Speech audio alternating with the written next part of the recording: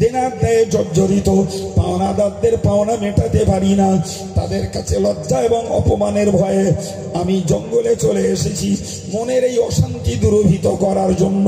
আমি পথ বেছে নিয়েছি আপনার প্রতি দরুদ পড়া। প্রিয় ভাইরা আমার, রাসূল করিম সাল্লাল্লাহু আলাইহি ওয়াসাল্লাম ওই লোকটাকে বললেন, ওগো আল্লাহর বান্দা, তুমি এক কাজ করো, সকালবেলা ফজরের নামাজ শেষে বাদশা সুলতান মাহমুদ গজনবীর দরবারে চলে যাবে, যে বলবে রাসূলুল্লাহ আমাকে 1000 স্বর্ণ মুদ্রা দিতে বলেছে। ব্যাপারটা তো খুব সহজে শোনা গেল, কিন্তু বাস্তবটা তো কঠিন। এই লোকটা সুলতান মাহমুদের দরবারে যে বলবে যে রাসূল আমাকে 1000 স্বর্ণ মুদ্রা দিতে বলেছে। প্রথম প্রশ্ন, তুমি রাসূলকে কোথায় দেখা পেলে? তা বলতে হবে স্বপ্ন দেখেছি। দ্বিতীয়ত, তুমি স্বপ্ন ঠিক দেখেছ না ভুল দেখেছ তারও সন্দেহ রয়েছে। দ্বিতীয়ত, রাসূল আমাকে টাকা তোমাকে দিতে বলেছেন, তার বা প্রমাণ কোথায়? কোন কথাই মানুষটা রাসূলুল্লাহর কাছে জিজ্ঞাসা করতে সাহস করেননি বেয়াদবির ভয়ে।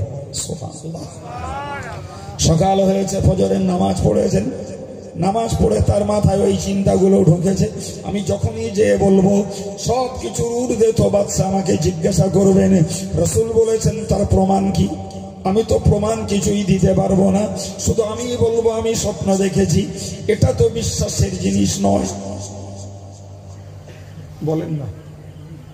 এটা বিশ্বাসের?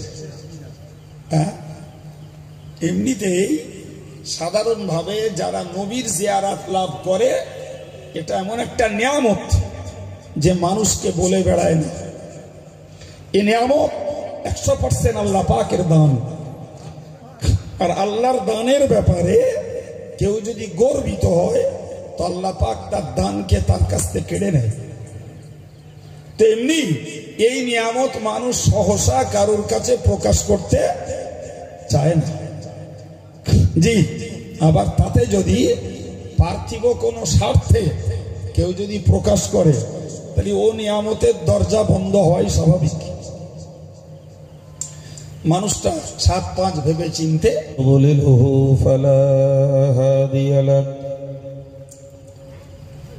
ونشهد أن لا إله إلا الله وحده لا شريك له ونشهد أن سيدنا ونبينا ومولانا محمدا صلى الله عليه وسلم عبده ورسوله. وقال الله تعالى مخبرا وآمرا إن الله وملائكته يصلون على النبي يا أيها الذين آمنوا صلوا عليه وسلموا تسليما. اللهم صل على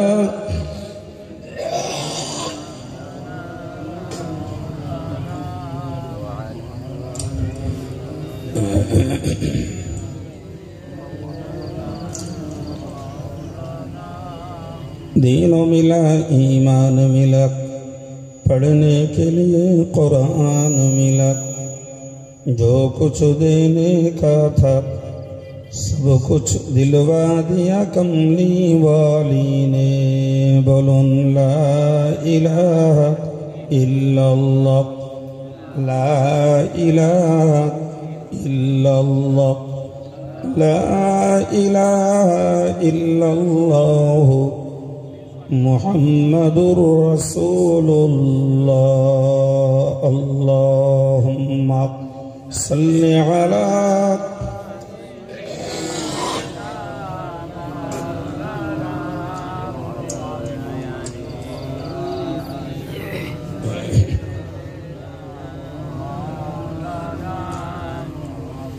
तौहीद का डंका आलम में बजवा दिया कमली वाली ने।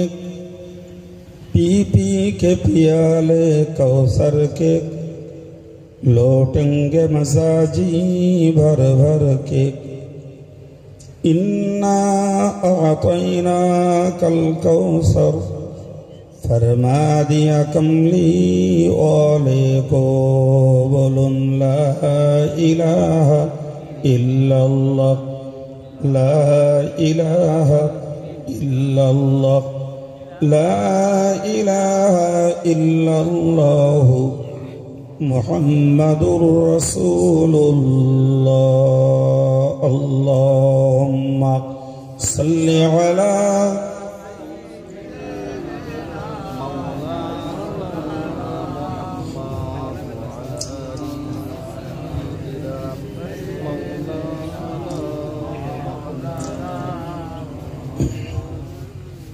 अम्मा बाद फ़अऊज़ु बिल्लाहि मिनश शैतानिर रजीम वमा अर्सलनाका इल्ला रहमतल लिल आलमीन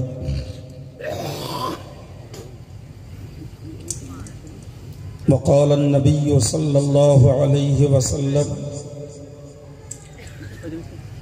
तरक्तु फ़ीकुम अमरैन लन तदिल्लू मा तमस्सक्तुम बिहिमा किताब अल्लाहि व सुन्नत रसूलिही।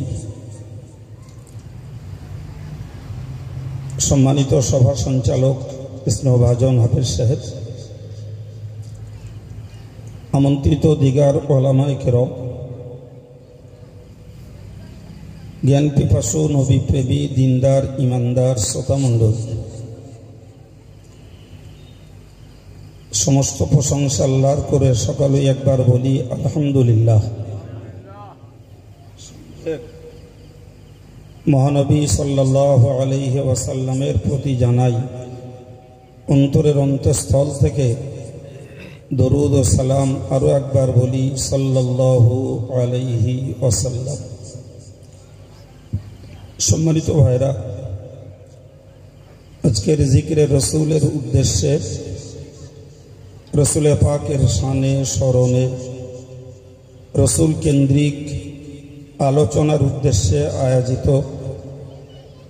लागलपोता स्टेशन बाजारेर दीनदार ईमानदार मुस्लिम भातृबृंदेर उद्योग कर्मीदेर सहयोगिता এই নবীর স্মরণে আজকের এই মাহফিল। এতক্ষণ ধরে বিগত পীর ওলিদের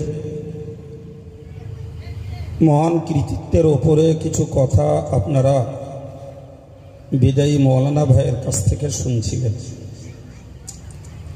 আমি আজকের যে উদ্দেশ্যে আহত সভা, সময় আর ব্যয় না করে সেই রসুলকে কেন্দ্র করেই কিছু কথা আপনাদের সঙ্গে আলোচনা করব ইনশাআল্লাহ।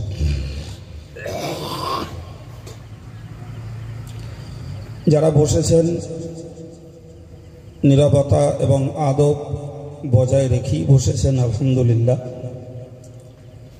যারা আসবার ইচ্ছুক আমি তাদেরকে একটু অনুরোধ করছি সময়টাকে আর বাইরে না কাটিয়ে দ্রুত মজলিসটাতে আসার জন্য।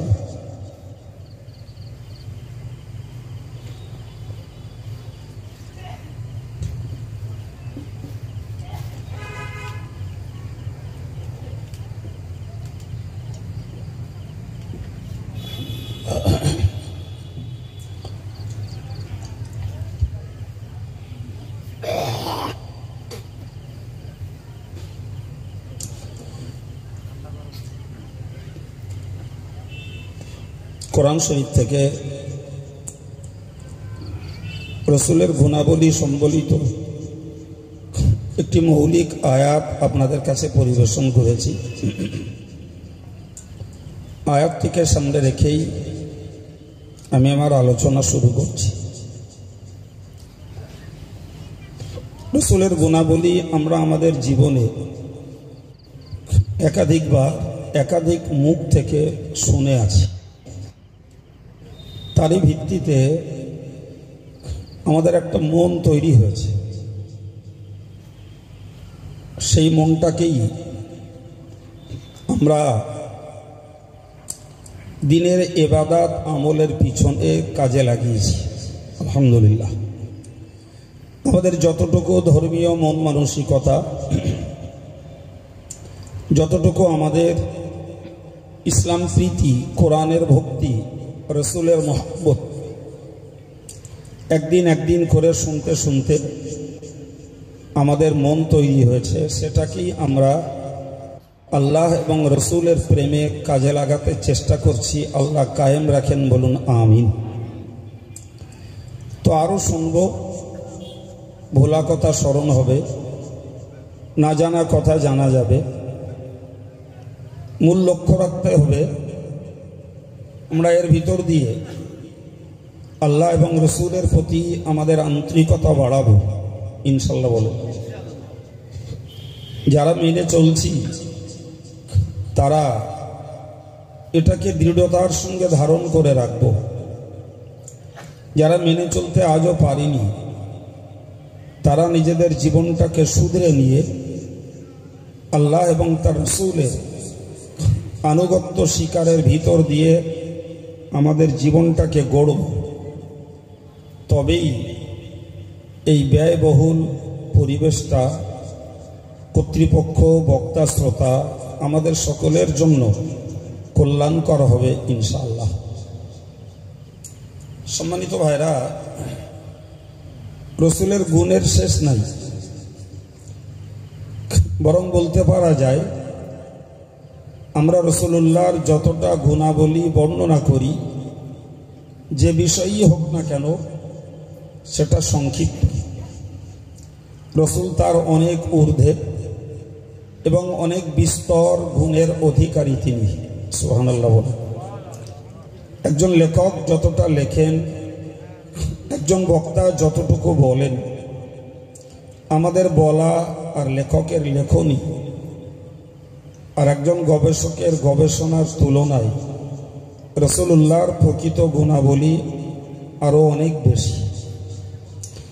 কিন্তু কোরআন যেটাকে বলেছে আমরা সেটাকে এক কথায় বিশ্বাস করি, এটি রসুলের গুণের জন্য একটি মৌলিক বর্ণনা।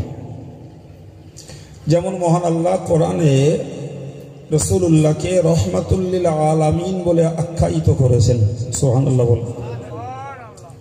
আমরা সকলেই জানি সূরা ফাতিহার শুরুতে আমরা বলি আলহামদুলিল্লাহি রাব্বিল আলামিন।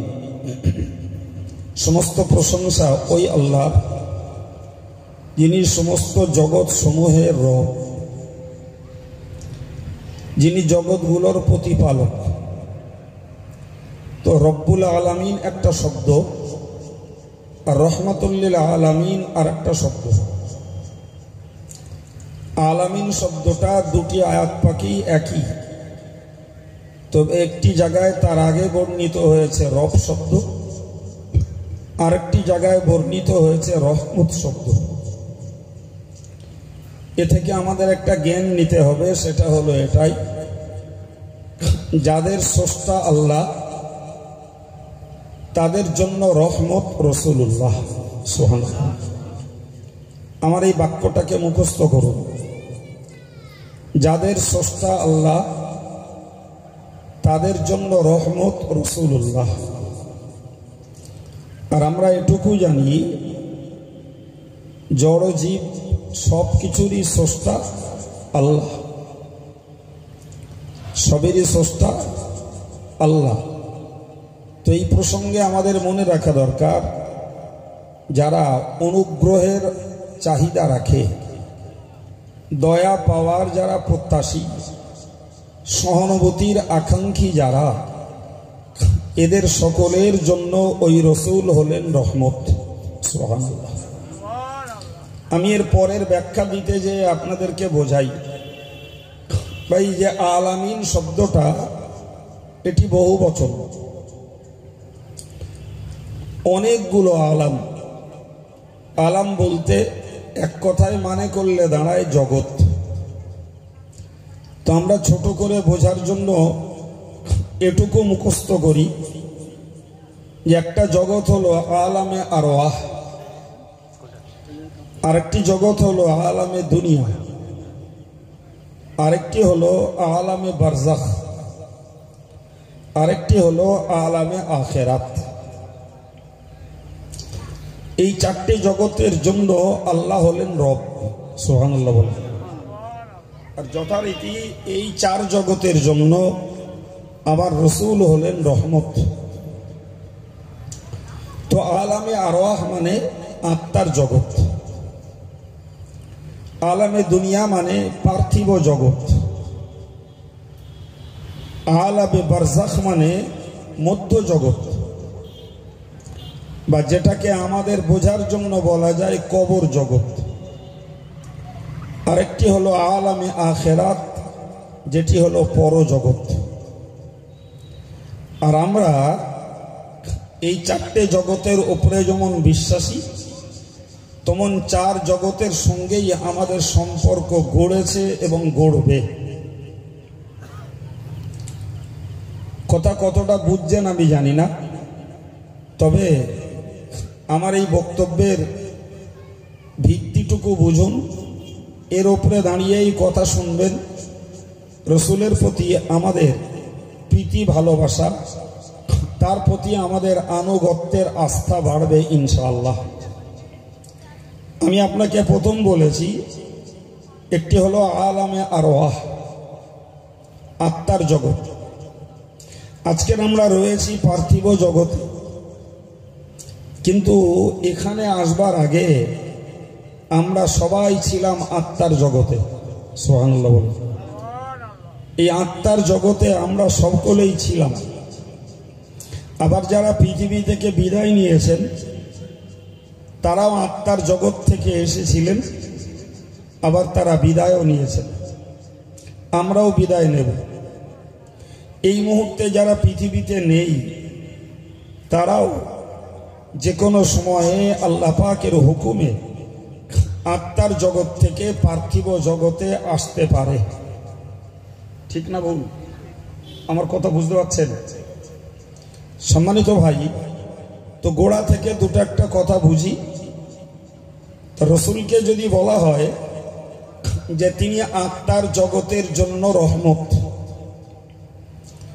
তো তার প্রথমত একটা তথ্য নিতে হয় যে পৃথিবীতে যারা এসেছিলেন, যারা রয়েছেন, যারা আসবেন, এই সকল আত্মাগুলোকে আল্লাহ একই সময়ে সৃষ্টি করেছিলেন।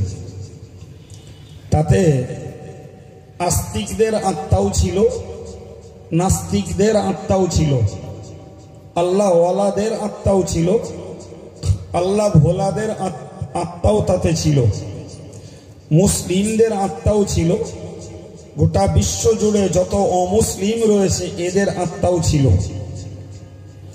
তো সকল আত্মার সমাবেশ ঘটিয়ে মহান আল্লাহ তাদেরকে অ্যাড্রেস করে, তাদেরকে সম্বোধন করে জিজ্ঞাসা করেছিলেন, আলাস্তু বিরব্বিকুম, আমি কি তোমাদের প্রতিপালক নই? এই ছোট্ট প্রশ্ন রুহের সমাবেশে, আত্মার সমাবেশে মহান আল্লাহ ছুড়ে দিলেন, আমি কি তোমাদের প্রতিপালক নই? তো সারা পৃথিবীর হাজার হাজার কোটি মানুষের আত্মা ছিল নীরব, স্তব্ধ। আর এই সকল আত্মার পক্ষ থেকে সর্বাগ্রে আমার রাসূল করিম সাল্লাল্লাহু আলাইহি ওয়াসাল্লামের রূহ বলেছিল, আল্লাহ আপনি আমাদের প্রতিপালক। কেতাবওয়ালা লিখেছেন, রসুল যখন আল্লাহকে রব বলে, প্রতিপালক বলে স্বীকৃতি দিলেন, রসুলের কণ্ঠে কণ্ঠ মিলিয়ে বাকি কোটি কোটি মানুষের আত্মা আল্লাহকে প্রতিপালক বলে স্বীকার করে নিয়েছিল। কেতাবওয়ালা লিখেছেন, যদি সেদিন রসুলের রূহ আল্লাহকে রব বলে স্বীকৃতি না দিতেন, তাহলে বাকি রূহগুলো আল্লাহকে রব বলে মেনে নিত না, ফলে এদের পরিণতি ছিল ধ্বংস। সম্মানিত ভাইরা, আমি এই কথাটাকে আপনাদের কাছে পরিবেশন করে এটুকু অনুধাবন করতে অনুরোধ করছি যে আজকের পৃথিবীতে আমরা যদি যে আত্মা নিয়ে পৃথিবীতে আমরা সচল, এই আত্মা রক্ষা পেয়েছে, ওই আত্মার জগতে রসুল করিম সাল্লাল্লাহু আলাইহি ওয়াসাল্লামের আত্মার ওসিলায়। সুবহানাল্লাহ। সুতরাং আমরা এই ঘটনা থেকে উপলব্ধি করতে পারলাম যে রসুল করিম সাল্লাল্লাহু আলাইহি ওয়াসাল্লাম আত্মার জগতেও ছিলেন আমাদের জন্য অনুগ্রহ, আত্মার জগতে ছিলেন আমাদের জন্য কল্যাণ, আত্মার জগতে ছিলেন আমাদের জন্য সহানুভূতিশীল। সুবহানাল্লাহ। সম্মানিত ভাই, নাম্বার 2 একটা কথা বলি, বুঝুন। বিশ্বনবী মুহাম্মদুর রাসূলুল্লাহ সাল্লাল্লাহু আলাইহি ওয়াসাল্লাম তিনি আদমেরই আওলাদদের অন্তর্গত একজন, সকলের আদি পিতা আদম। সুতরাং আমার নবীও আদমের আওলাদদের মধ্যকার একজন। তো নবী সরকার দো আলম সাল্লাল্লাহু আলাইহি ওয়াসাল্লাম আদম সন্তানদের মধ্যকার একজন সন্তান। কিন্তু একটা মজার ব্যাপার হলো, সারা পৃথিবীতে মানুষের বিবাহের সম্পর্ক সর্বপ্রথম গড়েছিলেন আল্লাহ আদম আর হাওয়ার মাঝে। এটাই হলো পৃথিবীর প্রথম দাম্পত্য জীবনের শুরু। যে বিবাহ সম্পাদন করেছিলেন স্বয়ং আল্লাহ। সুবহানাল্লাহ। সে বিবাহের সাক্ষী ছিলেন আল্লাহ পাকের ফেরেশতারা। সুবহানাল্লাহ বলেন। যে বিবাহের খুতবা পড়েছেন আল্লাহ, যে বিবাহের সাক্ষী হয়েছেন ফেরেশতারা। কিন্তু ঘটনা এটা, হযরত আদম আলাইহিস সালাম জান্নাতে ঘুমিয়েছিলেন। তিনি ঘুম ভাঙতেই দেখলেন তার পাশে শায়িতা রয়েছেন একজন পরমা সুন্দরী, টলটলে ভরা লাবণ্যময় একটি যুবতী। এর আগে পৃথিবী নারী সম্পদকে দেখিনি। হযরত আদম তো পৃথিবীর প্রথম মানুষ, আর এই প্রথম আল্লাহ সৃষ্টি করেছেন এই পুরুষকে আনন্দ দিতেই নারী জাতটাকে। সেই নারী জাতির প্রথম মানবী হলেন মা হাওয়া। তো হযরত আদম ঘুম ভাঙতেই দেখলেন তার পাশে শায়িতা রয়েছেন একজন পরমা সুন্দরী, রূপ লাবণ্যের ঢেউ যেন ঝলসে পড়ছে এমন একজন সুন্দরী রমণী। তো হযরত আদম তার দিকে হাত বাড়ালেন। এটাই তো খোদার সৃষ্টি প্রক্রিয়া। মহান আল্লাহ বলেছেন, অমিন আয়াতিহি, আল্লাহ পাকের কুদরতের নিদর্শন হলো খালাকা মিন আনফুসিকুম আজওয়াজা, তোমাদের নিজেদের অংশ দিয়েই আল্লাহ বানিয়েছেন তোমাদের জোড়া স্ত্রী জাতটাকে। সুবহানাল্লাহ। লিতাসকুনু ইলাইহা, যাতে করে তোমরা ওই নারীদের প্রতি আকৃষ্ট হও, নারীর প্রেম মুগ্ধ হও, নারীর ভালোবাসায় তোমরা আপ্লুত হও। এজন্যই তোমাদেরকে পুরুষের অংশ দিয়েই নারীদেরকে বানানো হয়েছে। সম্মানিত ভাইরা, আপনি বলুন, খাওয়া পরা, অর্থ রোজগার সবকিছু যদি ঠিকঠাক থাকে, আর সংসার জীবনে যদি স্বামী স্ত্রীর মাঝে যদি বোঝাপড়া ঠিক না থাকে, স্বামী স্ত্রীর মাঝে যদি মেলবন্ধন ঠিক না থাকে, স্বামী স্ত্রীর মাঝে যদি প্রীতি ভালোবাসা ঠিক না থাকে, তাহলে শিক্ষা, অর্থ, বাড়ি গাড়ি থাকার পরেও মনের শান্তি মানুষ কখনো পেতে পারে না। এজন্যই মনে রাখতে হবে, নিজের স্ত্রীর প্রতি স্বামীর যে প্রেম, এটি শুধু যৌন ক্ষুধা নয়, এটি শুধু যৌন উন্মাদনা আর তাড়না নয়, বরং এটি রীতিমতো এই স্বামীর পক্ষ থেকে স্ত্রীর প্রতি টান, এটি মহান আল্লাহর একান্ত দান। সুবহানাল্লাহ। যদি আল্লাহ এ দান মানব জাতির ভিতরে না দিতেন, তাহলে মানুষ খেয়ে পরে কখনো সুখী এবং শান্তির জীবন লাভ করতে পারত না।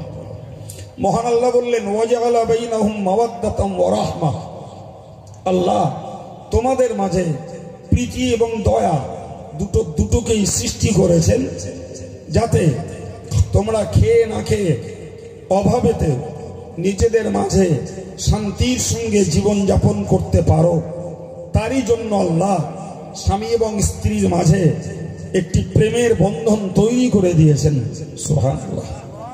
সম্মানিত ভাইরা, আর এর সূচনা হয়েছে হযরত আদম আলাইহিস সালামের অংশ দিয়ে মা হাওয়াকে তৈরি করার মধ্যে। সুবহানাল্লাহ বলেন। তো আদম যখন সেই খোদাই সৃষ্টির গুণে ঘুম ভাঙতেই মা হাওয়ার দিকে হাত বাড়ালেন, মা হাওয়া তখন আদমকে লক্ষ্য করে বললেন যে আপনি ততক্ষণ আমার গায়ে স্পর্শ করবেন না যতক্ষণ পর্যন্ত আপনি আমার সাম্মানিক, আমার ব্যবহারের প্রতীক সাম্মানিক আমার মোহরটাকে আদায় না দেবেন। সুবহানাল্লাহ। তো পৃথিবীতে প্রথম মোহরের দাবি করেছিলেন মা হাওয়া যে আমার মোহরটাকে দেয়া হোক। মোহরের সাধারণ মানে বলা যায় যৌতুক, জি, কিন্তু এই যৌতুকতার অর্থ হলো এটাই যে একজন নারীকে ব্যবহার করার সম্মান প্রদান করা। সুবহানাল্লাহ বলেন। একটা নারীকে ব্যবহার করার সম্মান প্রদান করাটাই হলো মোহর। যদিও আমাদের দেশে ইতিপূর্বে এটা দেনমোহর হিসাবে ব্যবহৃত হতো। দেন মানে হলো ধার, তো ধার মোহরে বিয়ে হতো, আর দুটো চারটা বাচ্চা হয়ে মরেও যেত, ধার আর শোধ হতো না। ভুল বলেছি মনে হচ্ছে? লেটেস্ট জানাজার আগে ইমাম সাহেবকে খোঁজ নিতে হতো যে যদি স্ত্রী বেঁচে থাকে খোঁজ নাও যে মোহরের টাকা মাফ করেছে না করিনি। আল্লাহ শুকরিয়া, এই আলোচনার ভিত্তিতে এখন দেখছি মোটামুটি বিবাহগুলো নগদ মোহরে হচ্ছে অনেকটাই। ভুল না ঠিক? ঠিক।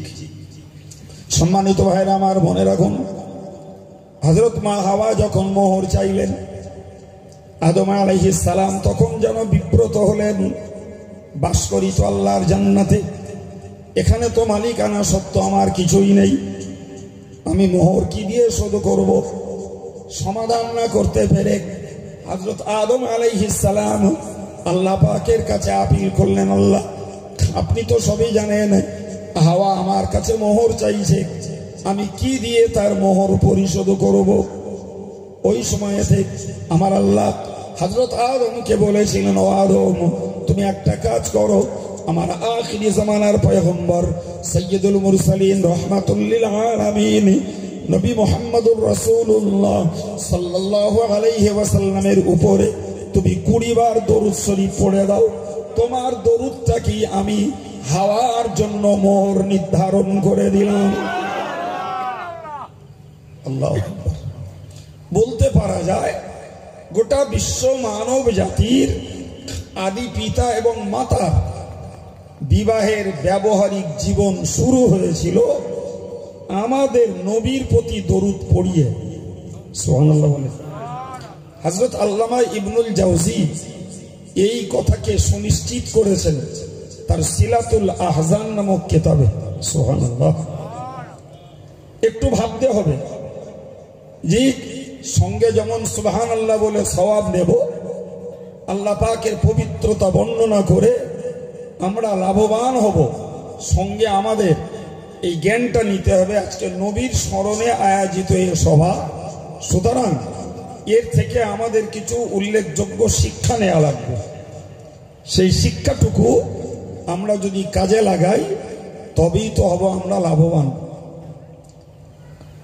মুরব্বীরা, ছেলেরা একটু বুঝুন, তাহলে আমার নবীর প্রতি দরুদ পড়িয়ে আমাদের আদি পিতা এবং আদি মাতার বিবাহের ব্যবহারিক জীবন শুরু করা হয়েছে।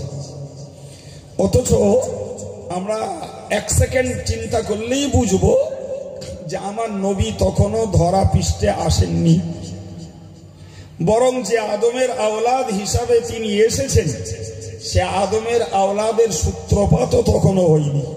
সুবহানাল্লাহ বলে।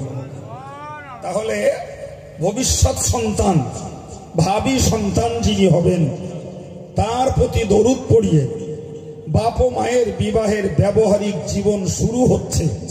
এবার একটু ভাবা দরকার যে আমার এই নবী তার আব্বা আদমের জন্য, তার আম্মা হাওয়ার জন্য তিনি করুণা, অনুগ্রহ, রহমত হিসাবে কাজে এসেছেন না আসেননি? আলহামদুলিল্লাহ বলেন। সম্মানিত ভাইরা আমার লম্বা চওড়া কথা নাই, ছোট্ট আয়াতটুকু পড়েছি, ওমা আরসালনাকা ইল্লা রাহমাতাল লিল আলামিন। আমি এইটুকুর তাফসীর আপনাদেরকে শুনিয়ে দিয়ে আল্লাহ চায় তো বক্তব্য শেষ করব ইনশাআল্লাহ। আমি দুটো কথার ভিতর দিয়ে আপনাদেরকে বুঝিয়েছি। ওই রাসূল সাল্লাল্লাহু আলাইহি ওয়াসাল্লাম তিনি একদিকে যেমন আমাদের মতো মানুষগুলোর রূহ ধ্বংসের হাত থেকে রক্ষা পেয়েছে, ওই নবী আল্লাহকে রব বলে স্বীকার করেছেন, তারই বরকতে ওই নবীর প্রতি দরুদ পড়ে আমাদের আব্বা এবং মা আদম এবং হাওয়ার বিবাহের ব্যবহারিক জীবনটা শুরু হয়েছে ওই নবীর প্রতি দরুদ শরীফের ওসিলা করে। ছোট্ট একটু শিক্ষা, আমরা নবীর প্রতি দরুদ পড়ি, এটি রসুলের স্বার্থে নয়, বরং স্বার্থটা আমাদের। নবী বলেছেন, মান সাল্লা আলাইয়া মাররাতান, যে ব্যক্তি রাসূলুল্লাহর প্রতি একবার দরুদ পড়ে, সাল্লাল্লাহু আলাইহি আশার, আল্লাহ ওই মানুষটার প্রতি 10টি রহমত নাজিল করেন। যে রহমত আমরা কোথাও স্বাভাবিকভাবে টাকা দিয়ে কিনতে পাই না। রহমত পৃথিবীর কোন দোকানে বিক্রি হওয়া পণ্য নয়, ওটা কোনো বস্তু নয় যে ওটাকে আমরা টাকা দিয়ে কিনতে পাবো। কিন্তু বিনা পয়সায় একটু মন আর সময় যদি ব্যয় করে রসুলের প্রতি দরুদ পড়া হয়, বিনা টাকায় আল্লাহ পাক ওই মানুষটার উপরে রহমত নাজিল করেন। একটা নয়, 10টা। এ থেকে বুঝতে হয় আমাদের যে রসুলের প্রতি দরুদ পড়ার বিনিময়ে উপকৃত আমরা হই, রসুল নন। সম্মানিত ভাই, এখন যদি উম্মতে মুসলিমা নবীর প্রতি দরুদ না পড়েন, তাতে নবীর কিছু যায় আসে না। বরং মনে রাখুন, আমরা কোরআনের আয়াত আজীবন কাল শুনে এসেছি, ইন্নাল্লাহা ওয়া মালাইকাতাহু ইউসাল্লুনা আলান নবী, নিশ্চয়ই আল্লাহ পাক তার নবীর প্রতি রহমত নাজিল করেন। সুবহানাল্লাহ বলেন।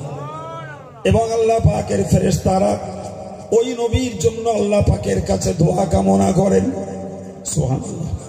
ইয়া আইয়ুহাল্লাযীনা আমানু, ও ঈমানদারেরা, সাল্লু আলাইহি, তোমরা ওই নবীর প্রতি দরুদ পড়ো, ওয়াসাল্লিমু তাসলিমা, এবং ওই নবীর জন্য তোমরা শান্তি কামনা করো। তার মানে আমাদের কর্তব্য হলো ওই নবীর ব্যাপারে আল্লাহর কাছে দোয়া চাওয়া, আল্লাহ আপনি আপনার নবীর প্রতি রহমত নাজিল করুন, আল্লাহ আপনি আপনার নবীর প্রতি শান্তি বর্ষণ করুন। হে ঈমানদার, আপনি আমি যদি নবীর প্রতি দরুদ তথা এই দোয়া নাই বা করি, আল্লাহ ফেরেশতা নিয়োজিত রেখেছেন, 70,000 ফেরেশতা সকালবেলা ওই নবীর প্রতি দরুদ পড়তে শুরু করেন, একদম সন্ধ্যা পর্যন্ত এই গ্রুপটা চলে যায়। সন্ধ্যাবেলা আবার একদল ফেরেশতা আসেন 70,000-এর, তারা সকাল পর্যন্ত নবীর প্রতি দরুদ পড়তে থাকেন। তাহলে মানুষ যদি নবীর প্রতি দরুদ না পড়ে, আমার আল্লাহ ওই নবীর জন্য শান্তির দোয়া করার ক্ষেত্রে এবং রহমতের দোয়া করার জন্য খোদ নূরের তৈরি ফেরেশতা নিয়োজিত রেখেছেন। এরপরে দরুদ পড়ার প্রতি আগ্রহী উৎসাহী হব কি হব না, সেটি আমাদের নিজেদের সিদ্ধান্ত। বাবা যে একটু যদি ভাবি তো বুঝবো। আমরা নামাজের ভিতরে তাশাহুদ পড়ি, আত্তাহিয়াতু লিল্লাহি, পড়ি না? পড়ি না? জি, এতে আমরা বলি আসসালামু আলাইকা আইয়ুহান নবী, যেটা মূলত বলেছিলেন আল্লাহ। সুবহানাল্লাহ বলেন। মিরাজ রাতে আল্লাহ পাক তার নবীকে শান্তির বার্তা দিলেন, আসসালামু আলাইকা আইয়ুহান নবী ওয়া রাহমাতুল্লাহি ওয়া বারাকাতুহু। ও নবী, তোমার প্রতি আল্লাহ পাকের দেয়া শান্তি, আল্লাহর দেয়া রহমত এবং আল্লাহ পাকের পক্ষ থেকে বরকত, প্রাচুর্যতা সব তোমার জন্য। অথচ আমার নবী উদারতার পরিচয় দিয়ে, আমার নবী সংকীর্ণতাটাকে দূর করে দিয়ে বলেছিলেন আসসালামু আলাইনা ওয়া আলা ইবাদিল্লাহিস সালিহিন। না না, আল্লাহর দেয়া শান্তি আমি একা ভোগ করব না, আল্লাহর দেয়া রহমত আমি একা উপভোগ করব না, আল্লাহ পাকের দেয়া বরকত এবং প্রাচুর্যতা আমি একলা গ্রহণ করব না, বরং আমাদের উপরে তৎসহ সমস্ত নেককার দিনদার ইমানদার সালেহ বান্দা যারা সবার উপরেই আল্লাহর রহমত, আল্লাহ পাকের সালামত এবং আল্লাহ পাকের বরকত নাজিল হোক। একটু মন খুলে বলেন। এটি নবী পাকের উদারতার উন্নত পরিচয়। আল্লাহ দিলেন নবীকে, আর নবী ভাগ করলেন কাদের জন্য? সবার জন্য, বিশেষত যারা যারা সালেহ বান্দা, নেককার বান্দা, আল্লাহ ওয়ালা বান্দা, এদের সকলের জন্য সেই সালামত, সেই রহমত, শান্তি, দয়া, প্রাচুর্যতা সবকিছুকেই রাসূলুল্লাহ সবার জন্য বন্টন করলেন। সুবহানাল্লাহ। তো ওটা আমরা নামাজের মধ্য দিয়ে পড়ে থাকি। আর কি? তারপরেই পড়ি দরুদ, যেটি শরীয়তের মসলা অনুযায়ী নামাজের ভিতরে পড়া সুন্নাত।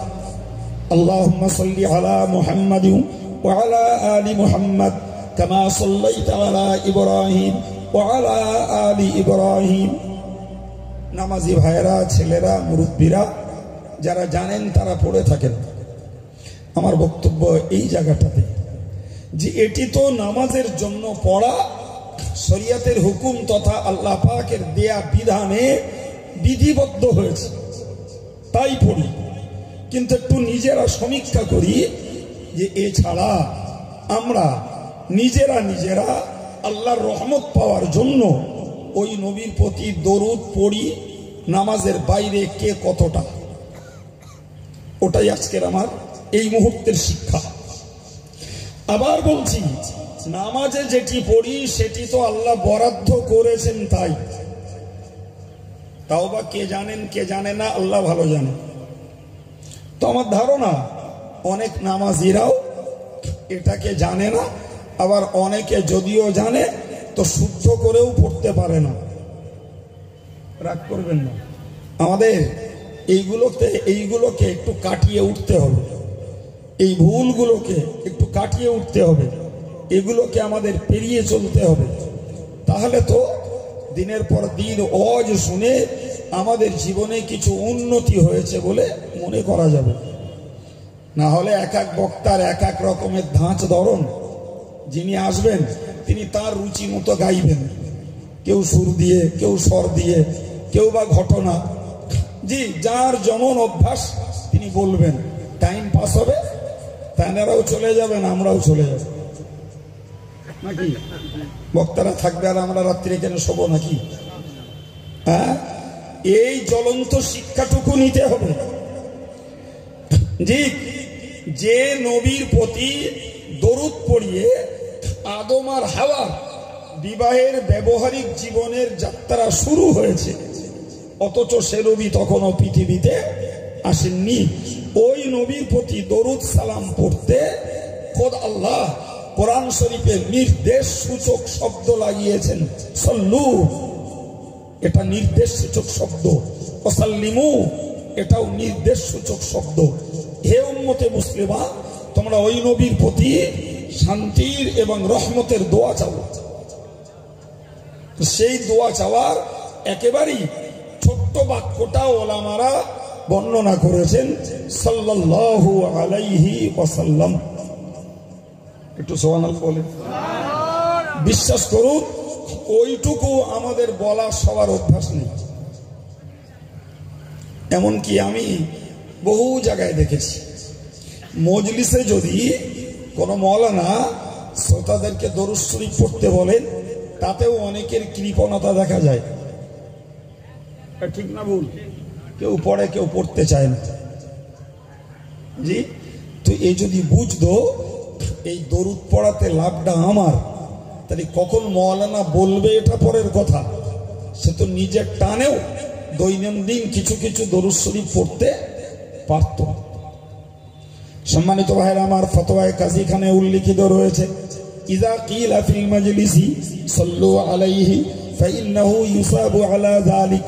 একটা মজলিসে যদি কোনো আলেম শ্রোতাদেরকে বলেন তোমরা দরুদ শরীফ পড়ো, তো এই পড়তে বলার জন্য যেনারা পড়বেন এনারাও যেমন সওয়াবের হকদার, যিনি বলবেন তিনি পড়লে দ্বিগুণ সওয়াবের হকদার। যদি নাই বা পড়েন, ওই যে পড়তে বলেছেন পড়ুয়ারা যত পাবে, যিনি বলেছেন তিনিও তত সওয়াব পাবেন। অথচ এমনি তো একাকি পড়ি না, অভ্যাস নাই, মজলিসে একটু পড়তে বললেও আগ্রহ কম। আল্লাহ আমাদেরকে এই অলসতাগুলো কাটানোর তৌফিক দেন। জি সম্মানিত ভাইরা, রাসূল করিম সাল্লাল্লাহু আলাইহি ওয়াসাল্লাম বলেছেন যে যারা যত বেশি দরুদ শরীফ পড়বেন কিয়ামতের দিবসে ওই মানুষটা আমার তত কাছে হাসর তার হবে। যিনি যত বেশি দরুদ পড়বেন কিয়ামতের দিনে রাসূলুল্লাহর তত কাছে তার হাসর হবে। ভাই, বিপদকালীন সময়ে যদি একজন যোগ্য ব্যক্তির সাহারা পাওয়া যায়, তাহলে মনের দিক দিয়ে একটা তৃপ্তি পাওয়া যায় যে আমি একটা যোগ্য ব্যক্তির সাহারায় আছি। আশা করা যায় বিপদ আমার উপরে একটু কম হবে। আপনি বলেন, কিয়ামতের দিবসে মানব জাতির ভিতরে রাসূলুল্লাহ থেকেও যোগ্য ব্যক্তি আর কেউ আছে বাবা? সম্মানিত ভাইরা আমার, মুরব্বীরা, ছেলেরা, আমি অত্যন্ত আন্তরিকতার সঙ্গে কথা বলছি। আমরা যদি ওই নবীর প্রতি দরুদ শরীফ পড়তে অভ্যস্তটুকু হই, তাহলে অন্য লাভ যা হবে হবে, অন্তত কিয়ামতের দিবসে ওই নবীর কাছাকাছি আমাদের হাসরটা হবে। জোরে বলুন ভাই আমার, হাদিস শরীফে উল্লিখিত রয়েছে, যদি কোনো মানুষের মানসিক অশান্তি হয়, কেউ যদি মানসিক কষ্ট ভোগ করে, ওই মানুষটার কষ্ট নিবারণের জন্য উত্তম রাস্তা হলো তার বেশি বেশি করে দরুদ শরীফ পড়া। একটু জোরে বলুন সুবহানাল্লাহ। নবীর কথা আমরা হয়তো জানিও না, বুঝিও না, প্রয়োজনে কাজে লাগাতেও পারি না। জি, যদিও একটা হাদিসে এসেছে, মাল্লাজিমাল ইস্তিগফার জাআলা লাহু মিন কুল্লি দীকিন মাখরাজা। মহান আল্লাহ পাকের নবী বলেন, ও আমার উম্মতে মুসলিমা, তোমরা মনে রাখো, আমি আল্লাহ পাক তোমাদেরকে জানিয়ে দিলাম, মাল্লাজিমাল ইস্তিগফার জাআলা লাহু মিন কুল্লি দীকিন মাখরাজা ওয়া মিন কুল্লি হাম্মিন ফারজা। হুজুর বলেছেন, যদি কোনো মানুষ জীবনের সংকীর্ণতায় ভোগে, জীবনে যদি কেউ কোনো চাপে কষ্টে ভোগে, কিংবা কেউ যদি কোনো দুশ্চিন্তায় ভোগে, তার জন্য দুশ্চিন্তা থেকে আর কষ্ট থেকে মুক্তির উত্তম রাস্তা হলো বেশি বেশি করে আস্তাগফিরুল্লাহ পড়া। মনে রাখা যাবে না? আমি আমার টাইম পাস করাচ্ছি, আমলে পরিণত করা যাবে বাবা। কি বলেছি? যারা যত চাপে পড়ে, যত সংকীর্ণতায় পড়ে এবং দুশ্চিন্তা, আমাদের লাইফে দুশ্চিন্তার শেষ নেই ভাই। আছে সংসার নিয়ে, ব্যবসা নিয়ে, কাজকাম নিয়ে, ছেলেপুলে নিয়ে, বিপদ আপদ নিয়ে টেনশন ফিল করি আমরা অল টাইম। প্রিয় নবী বললেন, যদি তুমি দুশ্চিন্তা থেকে মুক্তি পেতে চাও, তাহলে তোমার জন্য একটা উত্তম রাস্তা হলো তুমি বেশি করে পড়ো আস্তাগফিরুল্লাহ। আর নবী বললেন, যদি তুমি মনের অশান্তি থেকে মুক্তি পেতে চাও, তাহলে তুমি বেশি করে নবীর প্রতি দরুদ পড়ো। সুবহানাল্লাহ। শুরু যখন করিয়েছি, আর একটা ছোট্ট তথ্য বলি ভাই। অনেকদিন আগে বিষয়টা পড়েছিলাম এবং একজন বুজুর্গের কাছে শুনেওছি। বাদশাহ সুলতান মাহমুদ গজনবী রাহিমাহুল্লাহ, তার পিরিয়ডের ঘটনা। একজন ব্যক্তি সংসার চালাতে চালাতে অত্যন্ত দেনার দায়ে জর্জরিত। তো পাওনাদাররা তাকে এত পরিমাণ বিব্রত করছে, মানুষটা লজ্জা এবং ভয়ে আর বাড়িতে থাকতে পারে না। অগত্যা লোকটা নিজের পরিবারকে বাড়িতে রেখে দিয়ে নিজে একলাই পরিবার ছেড়ে এক জঙ্গলি এলাকায় চলে গেছে, মনের কষ্টে, মানসিক অশান্তি, পাওনাদারদের কাছে লজ্জা, অপমানের ভয়। তো লোকটা টাইম টু টাইম 5 বারের নামাজ পড়ে এবং বাকি সময়টা আর কিছু করে না, শুধু দরুদ শরীফ পড়ে। সুবহানাল্লাহ। কি করে? শুধু দরুদ শরীফ পড়ে। সম্মানিত ভাইয়ের আমার, একদিন চলে যায়, 2 দিন চলে যায়, 3 দিন চলে যায়। মানুষটা একদিন রাত্রির বেলা এশার নামাজ পড়ে দরুদ শরীফ পড়তে পড়তে তন্দ্রাচ্ছন্ন হয়েছে। রাসূল করিম সাল্লাল্লাহু আলাইহি ওয়াসাল্লামের জিয়ারত ওই মানুষটার লাভ হয়েছে। জোরে বলুন। রাসূল করিম সাল্লাল্লাহু আলাইহি ওয়াসাল্লাম তাকে বললেন, ওগো বাবা, তুমি কেন এত দরুদ পড়ছো? তোমার দরুদ পড়ার টানে আল্লাহ পাক তোমার জিয়ারতে আমায় পাঠিয়ে দিয়েছেন।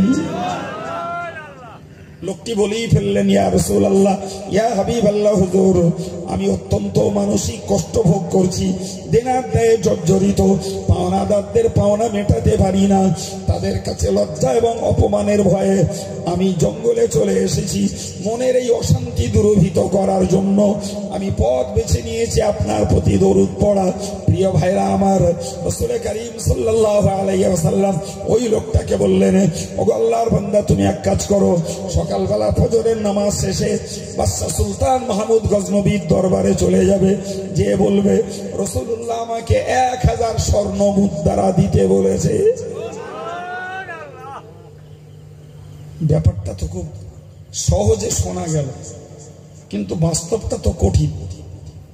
এই লোকটা সুলতান মাহমুদের দরবারে যে বলবে যে রাসূল আমাকে 1000 স্বর্ণ মুদ্রা দিতে বলেছে। প্রথম প্রশ্ন, তুমি রাসূলকে কোথায় দেখা পেলে? তা বলতে হবে স্বপ্ন দেখেছি। দ্বিতীয়ত, তুমি স্বপ্ন ঠিক দেখেছো না ভুল দেখেছো তারও সন্দেহ রয়েছে। দ্বিতীয়ত, রাসূল আমাকে টাকা তোমাকে দিতে বলেছেন, তার বা প্রমাণ কোথায়? কোন কথাই মানুষটা রাসূলুল্লাহর কাছে জিজ্ঞাসা করতে সাহস করেননি, বেয়াদবির ভয়ে। সুবহানাল্লাহ। সকাল হয়েছে, ফজরের নামাজ পড়েছেন, নামাজ পড়ে তার মাথায় ওই চিন্তাগুলো ঢুকেছে, আমি যখনই যে বলবো সব কিছুর ঊর্ধ্বে তো বাদশা আমাকে জিজ্ঞাসা করবেন, রাসূল বলেছেন, তার প্রমাণ কি? আমি তো প্রমাণ কিছুই দিতে পারবো না, শুধু আমি বলবো আমি স্বপ্ন দেখেছি। এটা তো বিশ্বাসের জিনিস নয়। বলেন না, এটা বিশ্বাসের? হ্যাঁ, এমনিতেই সাধারণভাবে যারা নবীর জিয়ারত লাভ করে, এটা এমন একটা নিয়ামত যে মানুষকে বলে বেড়ায় না। এই নিয়ামত 100% আল্লাহ পাকের দান। আর আল্লাহর দানের ব্যাপারে কেউ যদি গর্বিত হয়, তো আল্লাহ পাক তার দানকে তার কাছ থেকে কেড়ে নেয়। তেমনি এই নিয়ামত মানুষ সহসা কারোর কাছে প্রকাশ করতে চায় না। জি, আবার তাতে যদি পার্থিব কোনো স্বার্থে কেউ যদি প্রকাশ করে, তাহলে ও নিয়ামতের দরজা বন্ধ হয় স্বাভাবিক। মানুষটা 7-5 ভেবে চিনতে গেলেন না। কোথায়? বাহ, ভালো খেয়াল রেখেছেন। আবার সারাদিন লোকটা দরুদ শরীফ পড়তে লইলেন। দ্বিতীয় রাত চলে এসেছে, ওই রকম এশার নামাজ পড়ে দরুদ পড়তে পড়তে তন্দ্রাচ্ছন্ন ঘুম ঘুম ভাব এসেছে। রাসূল করিম তার শিয়রে এসে হাজির। জোরে বলুন। রাসূলুল্লাহ আবার লোকটাকে বললেন, ওগো বাবা, কেন তুমি আজ আবার আমাকে স্মরণ করছো এমনি করে? কি কারণে? লোকটি বলল, হুজুর, আমি প্রচুর দেনার দায়ে জর্জরিত, তাই মনের অশান্তি দূর করার জন্য আমি দরুদ পড়ছি। আল্লাহ পাকে নবী বললেন, তোমাকে গতকাল বললাম তুমি সুলতান মাহমুদ গজনবীর দরবারে যাবে। সুলতান মাহমুদ গজনবীর দরবারে যাওয়ার পরে তুমি বলবে রাসূল আমাকে 1000 স্বর্ণ মুদ্রা দিতে বলেছে।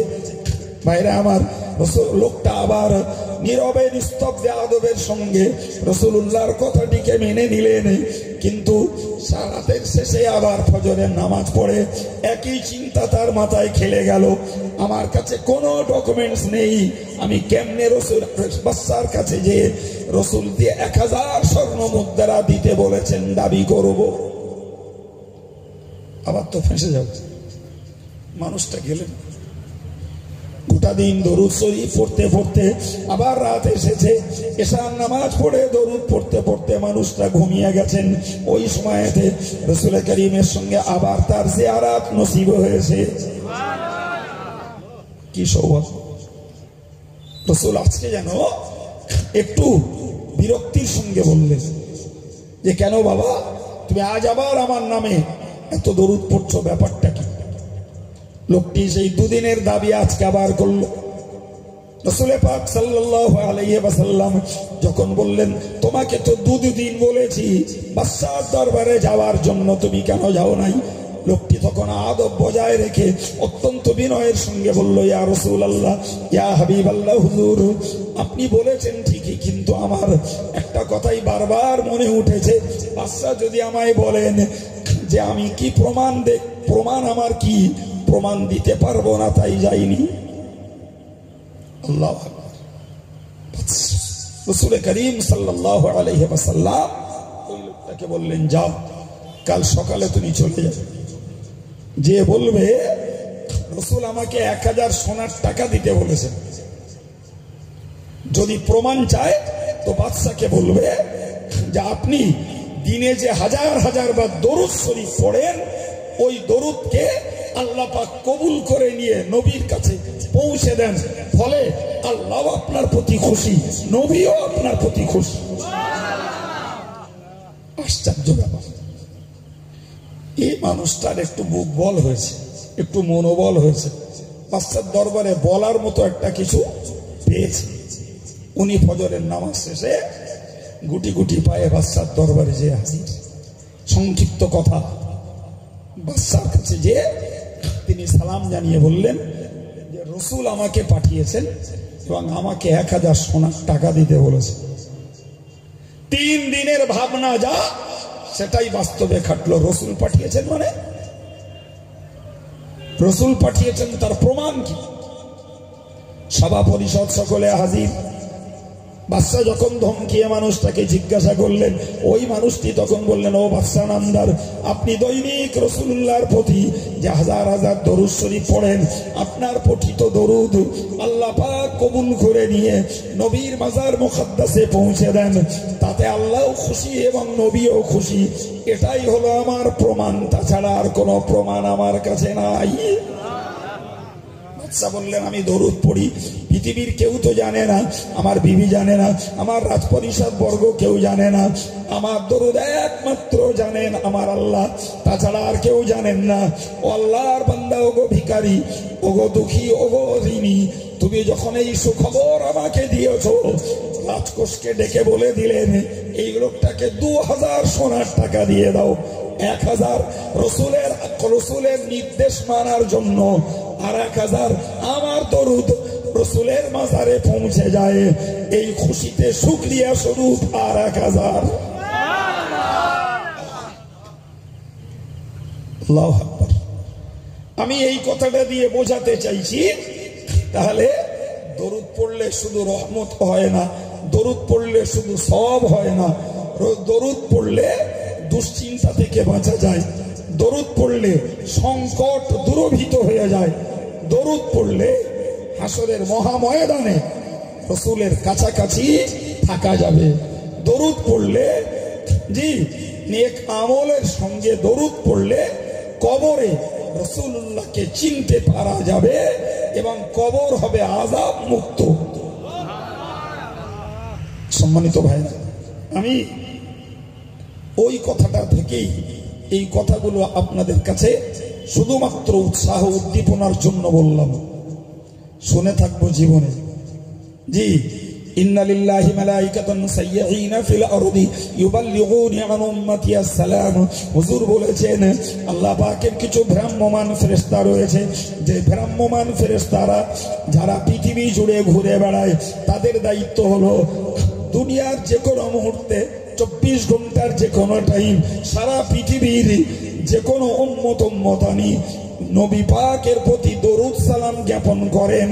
রাসূলুল্লাহ বলেছেন, আল্লাহ পাকের ওই ভ্রাম্যমান ঘুরে ঘুরে বেড়ানো ফেরেশতাগুলির কাজ হলো দূরের ওই দরুদ সালাম গুলো আমি রাসূলুল্লাহর কাছে পৌঁছে দেওয়া। আপনি কোথায় পড়বেন? বাসে বসে, ট্রেনে বসে, মাঠে বসে, কাজের সাইডে যেয়ে কোথায় পড়বেন? ফেরেশতা নিয়োজিত হয়েছে ও দরুদকে পৌঁছে দেওয়ার জন্য। এমনকি নবী বলেছেন, ও সাহাবীরা তোমরা মনে রাখো, কেউ যদি আমার মাজারের কাছে এসে আমাকে সালাম জানায়, আমি রাসূল নিজে কানে সেটা শুনতে পাই এবং যথারীতি তার জবাব দিই।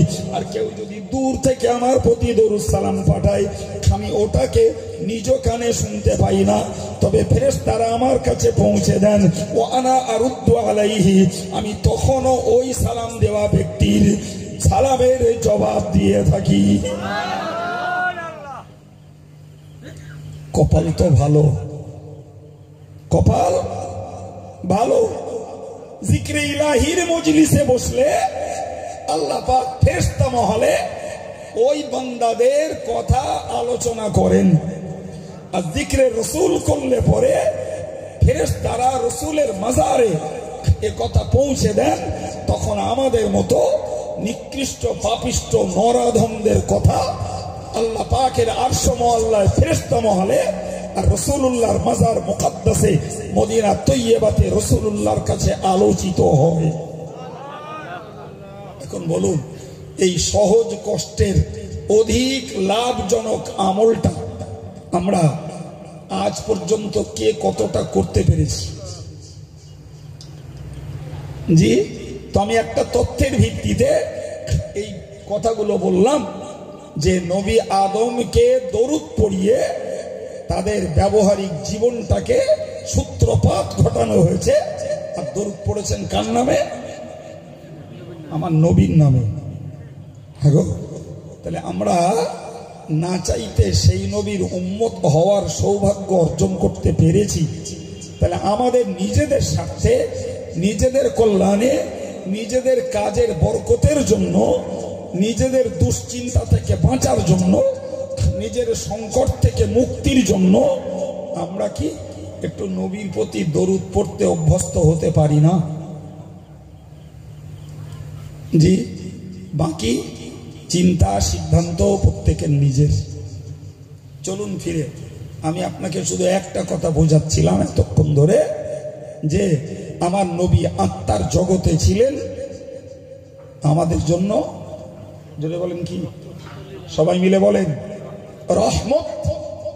আরে আলামিন তো আরো জগতে, আমি শুধু আত্মার জগৎটা বোঝাচ্ছি যে আত্মার জগতে আমাদের জন্য ছিলেন, জোরে বলেন কি, রহমত। সম্মানিত ভাইরা আমার, আমি আপনাকে প্রসঙ্গত একটা ছোট্ট হাদিস বলি, হাদিসটুকুর ব্যাখ্যা নেন। নবী পাক সাল্লাল্লাহু আলাইহি ওয়াসাল্লাম বলেন, আনা ইবনুল যাবিহাইন, ও বিশ্বমানব তোমরা মনে রাখো, আমি রাসূলুল্লাহ তোমাদেরকে জানিয়ে দিলাম, আমি দুইজন জবাইয়ের যোগ্য বেটার পুত্র আমি। তার মানে আমার পূর্বপুরুষদের ভিতরে এমন দুটো বাপ ছিল, যে দুটো বাপ দুটোই জবাই হওয়ার উপযুক্ত। কিসের উপযুক্ত? জবাই হওয়ার উপযুক্ত। অথচ সেই বাপেদের সন্তান আমি। সুবহানাল্লাহ বলেন। জি, সম্মানিত ভাইয়েরা আমার, এই ছোট্ট হাদিসটার ইতিহাসের আলোকে ব্যাখ্যা বেশ খানিকটা বড়। আমি অল্প কথায় আপনাদের মাথায় শুধু ঢুকিয়ে দিচ্ছি না, বরং স্মরণ করিয়ে দিচ্ছি। নাম্বার 1 মনে রেখে দিন, জীবনব্যাপী শুনে আসি, মুসলিম জাতির কোরবানির ইতিহাস হলো নবী ইব্রাহিম আলাইহিস সালামের পক্ষ থেকে নবী ইসমাইল আলাইহিস সালামকে কোরবানি করতে মিনার বদ্ধভূমিতে নিয়ে যাওয়া। হযরত ইব্রাহিম আলাইহিস সালাম 86 বছর বয়সে ওই সন্তান পেয়েছিলেন, যার নাম ইসমাইল। ক বছর বয়স? আচ্ছা, 86 বছর বয়সে যদি সন্তান পায়, সে সন্তানের প্রতি দরদ, মায়া, মমতা কম না বেশি? জি, আল্লাহ যখন তাকে জানিয়ে দিলেন যে তুমি তোমার প্রিয় বস্তুকে কোরবানি করো, 3 রাতে স্বপ্ন দেখে 300 উট কোরবানি করলেন। সুবহানাল্লাহ। ইব্রাহিম আলাইহিস সালাম যথেষ্ট সম্পদের মালিক ছিলেন। 3 রাত স্বপ্ন দেখে সকালে উঠে 300 উট কোরবানি করলেন। এরপরেও স্বপ্ন দেখলেন তোমার প্রিয় বস্তু কোরবানি করো। তখন উনি বুঝলেন এরপরে আমার কাছে প্রিয় বস্তু বলতে আমার বেটা ইসমাইল ছাড়া আর কেউ নয়। এটাই ছিল আল্লাহ পাকের পক্ষ থেকে নবী ইব্রাহিমের খোদাই বন্ধুত্বের পরীক্ষা। সুবহানাল্লাহ বলেন, আর একটু জোরে বলেন। তিনি যে আল্লাহর খলিল, তার পরীক্ষা। কোরআন শরীফে আল্লাহ বলেছেন ওয়াইযি বিতালা ইব্রাহিম রাব্বাহু ইব্রাহিম রাব্বুহু বিকালিমাতিন ওয়াইযি বিতালা ইব্রাহিম রাব্বুহু। হে বিশ্ববাসী তোমরা শুনে নাও, ওই কোরআন বর্ণনা দিচ্ছে আল্লাহ পাক নবী ইব্রাহিম আলাইহিস সালামকে তিনি পরীক্ষা নিয়েছিলেন কতকগুলো ব্যাপারে। ফাতাম্মাহুন্না, প্রত্যেকটা পরীক্ষা তিনি কমপ্লিটলি দিয়েছেন এবং A+ গোল্ডেন নাম্বার নিয়ে পাস করেছেন। গোল্ডেন A+, কোনো ঘাটতি নেই, 100। তার মধ্যে উল্লেখযোগ্য হলো এইটা যে বৃদ্ধ বয়সে প্রাপ্ত ছেলেকে কোরবানি দেওয়া। তিনি কোরবানি করতে নিয়ে গেলেন, একদম খাইয়ে পরিয়ে গোসল দিয়ে ভালো জামা কাপড় পরিয়ে খুশবু মাখিয়ে নিয়ে গেলেন। না নবী ইব্রাহিমের মনে কোনো দুঃখ, না মা হাজারার মনে কোনো দুঃখ, না ইসমাইলের ভিতরে কোনো তঞ্চু কথা। একবার জলে বলা যাবে, আর একটু চিল্লে বলা যাবে। জি, ইব্রাহিম আলাইহিস সালাম নিয়ে গেলেন মিনার বদ্ধভূমিতে, ওই জায়গায় যেখানে ইসমাইলকে শোয়ালেন। আল্লাহ শুকর, আল্লাহ আমাকে চোখে দেখিয়েছেন, দেখেছি। সে বদ্ধভূমিতে আজও যেতে ভয় লাগে। এই 4000 বছর পরে চোখ বাঁধলেন নিজের এবং ছেলের, শুইয়ে ফেললেন। শুইয়ে ফেলে ছুরি চালালেন। তিনি আন্দাজ করলেন যে আমার ছুরি ইসমাইলের গলা কাটিনি, কারণ গলা কাটলে ছুরির পোঁছটা বসে যাবে, রক্তের ফিঙ্কি ধারা ঝরবে। যতই চোখ বাঁধা থাক বুঝতে কোনো সমস্যা হবে না। কিন্তু যখন তিনি আন্দাজ করলেন আমার ছুরি চালানোতে ইসমাইলের গলা কাটিনি, কেতাব বলা লিখেছেন যে উনি ছুরিটাকে রাগ করে ছুঁড়ে ফেলে দিলেন। সূত্রগতভাবে দুর্বল হলেও বর্ণনায় এসেছে ছুরি যখন ছুঁড়ে ফেলে দিলেন, চোখ খুলে ছুরিটা কুড়িয়ে আনতে যেয়ে দেখলেন পাথরের উপরে পড়ে পাথর কেটে বেরিয়ে গেছে। হযরত ইব্রাহিম ওই ছুরিটাকে সামনে ধরে বলেছিলেন, এই ছুরি তোর ধর্ম তো কাটা, আমি তোকে দিয়ে ইসমাইলের গলা কাটতে চেয়েছি, তুই কেন কাটিস না? ওই ছুরির আল্লাহ জবান খুলে দিলেন। ছুরি বলেছিল যে আল্লাহ আপনি আমাকে জবাই করার জন্য আমার দিয়ে চেষ্টা করছেন, আমার আল্লাহ মানা করছেন, খবরদার যেন ইসমাইলের গলা কাটবি না। ইসমাইলের কাছে রয়েছে আমার আখির জামানার পয়গম্বরের নূর। আপনি বলেন আমাকে সৃষ্টি করেছেন আল্লাহ, আমি আপনার কথা মানবো না আমার মালিকের কথা মানবো? কথা বলে ইব্রাহিম চোখ দাঁড়িয়ে গেল, পাথরের মতন হয়ে গেলেন। ছুরি বলে কি আমি আপনার কথা মানবো না আমার মালিকের কথা মানবো? কিন্তু এই বার্তা তো আল্লাহর কাছ থেকে ইব্রাহিম পাননি। ফলে ফারদা আবার চোখ বেঁধে আবার পথ চালালেন। জবাই হলো, বুঝে গেলেন। জবাই হলো, বুঝে গেলেন। তিনি আল্লাহর নির্দেশকে পালন করতে পেরে শুকরিয়া আদায় করলেন আল্লাহ।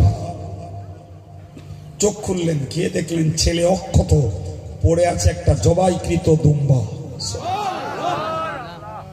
এই সেই ইসমাইল যার কাছে ছিল আমার নবী নূর, আর ওই ঔরস থেকেই, ওই রক্ত থেকেই এসেছে আমার নবী সরকার দো আলম সাল্লাল্লাহু আলাইহি ওয়াসাল্লাম। মনে রাখবেন নবী ইব্রাহিম আলাইহিস সালামের এক বেটা ইসমাইল, এই ইসমাইলের বংশে একমাত্র নবী হয়ে এসেছেন আমার রাসূল। বাকি নবী ইসহাক ওই ইব্রাহিমের বেটা, তার থেকে এসেছেন হযরত ইয়াকুব, ইউসুফ। এসব কথা বুঝে আসছে? হ্যাঁ, ইব্রাহিমের ছেলে ইসহাক, ইব্রাহিম নবী, ইসহাক নবী, ইয়াকুব নবী, ইউসুফ নবী। সুবহানাল্লাহ। কিন্তু আমার রাসূল যে বংশসূত্রে এসেছেন সেই ইসমাইলের বংশে কেবলমাত্র একমাত্র নবী হলেন আমার নবী। একটাই কারণ তার, যদি ওই বংশে আর একজন কেউ থাকতেন তাহলে নবী পাকের নূর সেই গর্বে ভাগ হতো। ঠিক কিনা? জি ভাই আমার, এখন বলুন যে ইসমাঈল আলাইহিস সালাম তার আব্বার খোদাই পরীক্ষায় উত্তীর্ণ হতে জবাইয়ের ময়দানে শায়িত, তার গলায় ছুরি চলেছে, এরপরেও তিনি জবাই হননি, আল্লাহ তাকে জবাই করাননি, মাঝখান থেকে ইব্রাহিমকে পাস সার্টিফিকেট দিয়ে দিলেন। একটু চিল্লে বলো।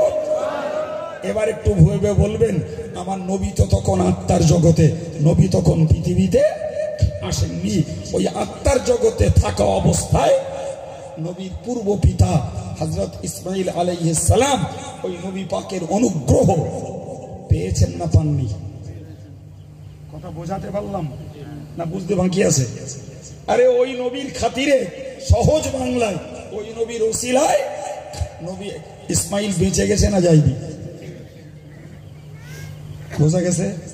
একটা বাপ ওই, একটা বাপ ওই। আর একজন হলেন আমার নবী পাকের নিজের আব্বা হযরত আব্দুল্লাহ। এর পিছনে এক রহস্যজনক ঘটনা। জমজম কূপ তো ওই নবী ইসমাঈল আলাইহিস সালামের পদাঘাতে অথবা জিবরাইল আলাইহিস সালামের পালকের আঘাতে তৈরি। সারা পৃথিবীর সর্বশ্রেষ্ঠ সুস্বাদু সুপেয় ক্ষুধা নিবারণ এবং তৃষ্ণা নিবারণের একমাত্র পানি। একবার জোরে বলুন। খেতে যেমন মজা, খিদে পায় না খেলে তৃষ্ণা মিটে যায়। দুধ খেলে খিদে মেটে, তৃষ্ণা মেটে না, বরং আবার পানি লাগে। মধু খেলে খিদে মেটে, তৃষ্ণা বাড়ে, ঠিক কিনা বলেন?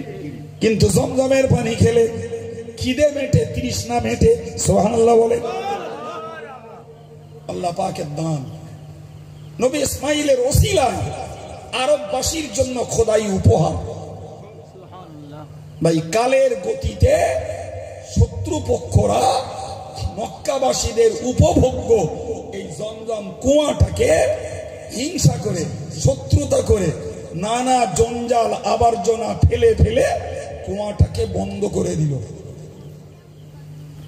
বিশেষত ওই মক্কার মাটিতে একটা সময়তে বাদশাহিত্য করেছিল জুরহুম নামক এক অত্যাচারী বাদশা। সেই এই মক্কাবাসীদের প্রতি অত্যাচার করার জন্য সে ছিল বিদেশি শক্তি। ভারতে যেমন ইংরেজরা রাজত্ব করেছিল, ওই জুরহুম গোত্রের লোকেরা মক্কা এসে রাজত্ব করত। তো মক্কাবাসী যখন জুরহুম গোত্রের বিরুদ্ধে আন্দোলন গড়ে তুলল, ওরা দেখলো বিদায় নিতেই হবে, তো এদের একটা ক্ষতি করে যাওয়া দরকার। তো বুঝে নিল সব থেকে মারাত্মক ক্ষতি করা হবে যদি কুয়াটাকে ধ্বংস করা যায়। কারণ আরবের সব থেকে বড় অভাবী জিনিস হলো পানি। আর এই শত্রুতায় দীর্ঘদিন ধরে কুয়াটাকে বদ্ধ করে দিল। কালের গতিতে ভাইরা আমার, ইতিহাসের পাতায় রয়েছে যে কাবার কাছাকাছি জমজম কুয়া রয়েছে, কিন্তু সেই কুয়ার কোনো চিহ্ন নেই। কুয়া একেবারে মাটিতে মিশ্রিত হয়ে গেছে, মাটির সঙ্গে একাকার হয়ে গেছে। হযরত আব্দুল মুত্তালিব, নবী পাকের দাদাজি, তিনি শুনেছেন এখানে কুয়া রয়েছে, কিন্তু কোথায় পাবো, কোথায় পাবো, কিভাবে উদ্ধার করব? যদি কুয়াটাকে উদ্ধার করতে পারি, তাহলে কাবার তত্ত্বাবধান করতে যে হাজিরা হজ করতে আসে, ওই তত্ত্বাবধানের অন্তর্গত আব্দুল মুত্তালিব তাদেরকে পানি পান করাতে পারবেন। মক্কার স্থায়ী বাসিন্দা যারা, তাদেরও পানির অভাব মিটবে। এইরকম নানান উপকার মাথায় নিয়ে তিনি কুয়াটিকে উদ্ধার করার চিন্তা, এই চিন্তা চলতে চলতে একদিন রাতের বেলা তিনি ঘুমিয়ে পড়েছেন। স্বপ্নে দেখছেন, হে আব্দুল মুত্তালিব, তুমি কুয়া উদ্ধার করতে চাও তো কাল ভোরবেলা চলে যাবে কাবার চত্বরে, যে দেখবে যেখানে একটা পাখি কিংবা একটা মোরগ ঠোকরাচ্ছে, ওই জায়গাটা তুমি সন্ধান করবে। ঐতিহাসিক সেই ইসমাইলের জন্য খোদাই অবদানের কুয়া তুমি উদ্ধার করতে পারবে। হযরত আব্দুল মুত্তালিবের বাকি রাতটা আর ভালো ঘুম হলো না। ওই কুয়ার টানে ভোরবেলা উঠে তিনি কাবার চত্বরে গেছেন। আল্লাহু আকবার। যেমন স্বপ্ন দেখেছেন বাস্তবে তাই দেখতে পেলেন। সত্যি সত্যি সেখানে একটা পাখি পোকাচ্ছে। উনি আর কোন রকমে দেরি না করে, কাউকে কোনো কথা না জানিয়ে চটজলদি চলে গেলেন। একটা কোদাল নিয়ে এলেন। কোদাল নিয়ে এসে ওই পাখির ঠোকর মারা জায়গাটাকে সেন্টার করে চারিদিকটা খুঁড়তে শুরু করলেন। অল্প কিছু দূর খুঁড়তে না খুঁড়তেই আল্লাহু আকবার, কুয়ার চেহারা তিনি দেখতে পেলেন। ততক্ষণে সকাল হয়ে গেছে, উজালা হয়ে গেছে, ফর্সা হয়ে গেছে। আরবের অন্যান্য গোত্রের লোকেরা তারাও বেরিয়ে পড়েছে। তারা ঘুরতে ফিরতে এসে দেখে কাবার চত্বরে আব্দুল মুত্তালিব খুঁড়ছে এবং দেখতে পাচ্ছে একটা কুয়ার আকার। ওরা তখন আব্দুল মুত্তালিবের বাধা সৃষ্টি করলো, কারণ ওরা জানে এ কুয়া যে খুঁড়তে পারবে সে সম্মানে বৃদ্ধি পাবে। গোটা আরব সাম্রাজ্যে তারই হবে সব থেকে বড় মর্যাদা। সর্বোপরি ওদের শোনা আছে ওই জুরহুম গোত্র বাদশা তারা এই কুয়াতে অনেক মূল্যবান সম্পদ ফেলে দিয়ে এই কুয়াটাকে বন্ধ করে দিয়ে গেছে। এমনকি শোনা আছে এতে দিয়ে রেখে গেছে একটা সোনার হরিণ। কি দিয়ে গেছে? সোনার হরিণ। এখন ওরা বাদশাগুলো দেখলো এই মর্যাদা, এই সম্মান আর এই সম্পদ একলা আব্দুল মুত্তালিব নেবে। ব্যাপারটা বোঝা গেল? সুতরাং তাদের দাবি, হে আব্দুল মুত্তালিব, তোমার ওই কাজে আমাদেরকে শরীক বানাতে হবে। আব্দুল মুত্তালিব বললেন তা হবে না। আল্লাহ আমাকে এই নিয়ামত দিচ্ছেন, আমি এতে কারো ভাগ বসাতে দেব না।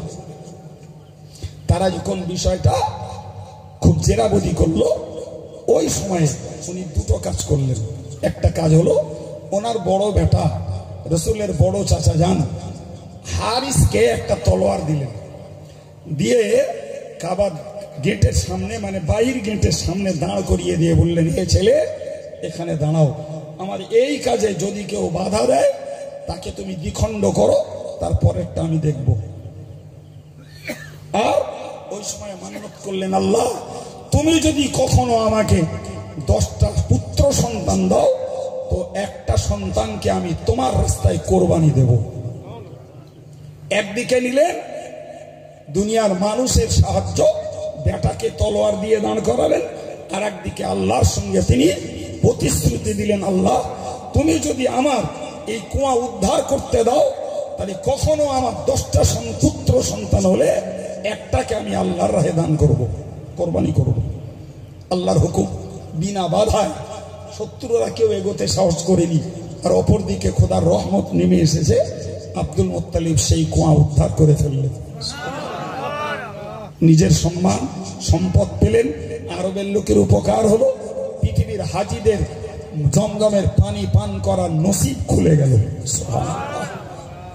জি ভাইরা আমার, এরপরে 30 বছরের মাথায়, ক বছর বললাম? 30 বছরের মাথায় আব্দুল মুত্তালিবের সন্তানের সংখ্যা হলো 10টা। কিন্তু 30 বছর আগের সেই মান্যত, আল্লাহকে দেয়া প্রতিশ্রুতি, সে তো আব্দুল মুত্তালিব ভুলেই গেছেন।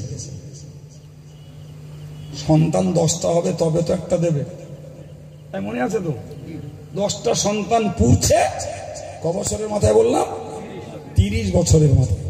আব্দুল মুত্তালিবের সন্তান মান্যত করার কথা, কোরবানি করার কথা খেয়ালে। সম্মানিত ভাইয়ের আমার, আব্দুল মুত্তালিব আবার স্বপ্ন দেখলেন, ও আব্দুল মুত্তালিব, তুমি না মান্যত করেছিলে জমজম খুব উদ্ধার করতে পারলে, আর তোমার 10টা সন্তান হলে তুমি এক সন্তানকে আমি আল্লাহর রাহে কোরবানি করবে। তোমার তো 10টা সন্তান পূর্ণ হয়েছে, কোরবানি তো তুমি আদায় করলে না। ঘুম ভেঙে গেল।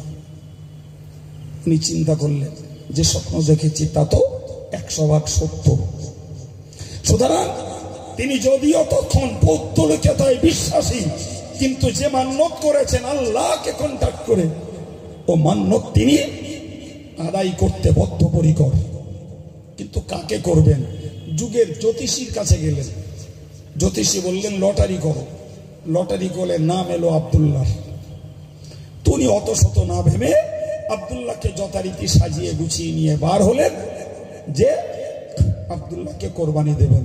তার 10 পুত্রের সর্বাপেক্ষা সুন্দর সুশ্রী সুদর্শন আব্দুল্লাহকে নিয়ে যখন বাড়ি থেকে বাইরে বেরিয়েছে, মক্কার লোকেরা সামনে এসে পথ আগলে দাঁড়ালো। কি ব্যাপার? তোমায় দেখে মনে হচ্ছে তুমি এই সন্তানকে কোরবানি করতে যাচ্ছ। বললে হ্যাঁ।